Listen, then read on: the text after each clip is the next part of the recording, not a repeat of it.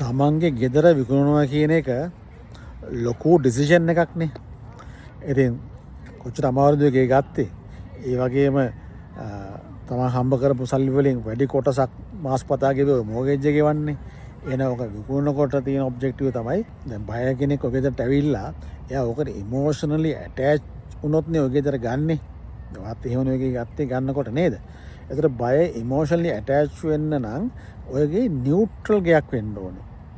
ඉතින් ඔයගේ ගෙදර තිබුණොත් එහෙම තමන්ගේ පින්තූර හැමතැනම ගහලා තමන්ගේ රිලිජියස් දේවල් හැමතැනම ගහලා අනේ ඒ විදිහ තමන්ගේ කරගෙන තිබුණොත් එහෙම අර එන බයට ඒක නියුට්‍රල් නැති නිසා එයාට එන්නේ නැහැ සමහරලාට අර ෆීලිං එක.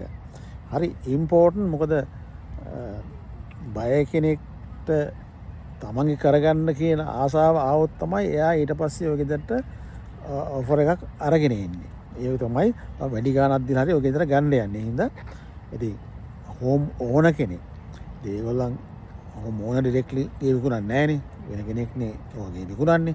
නමුත් අර තමන්ට ඔය ගැන අවබෝධයක් තියෙන එක වටනවා. ඒ ගේ ලස්සන්ට ප්‍රසන් කරන්න ඕනේ.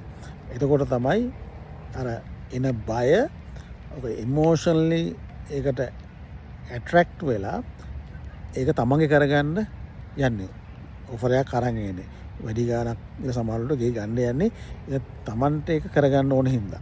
ඉතින් ඕන කෙනෙක් ඔය සේල් ප්‍රොසෙස් එකේ ඩිරෙක්ට්ලි ඉන්වෝල්ව් නැති වුණාට මොකද ගේන තමන්ගේ ලොකුම ඇසට් එක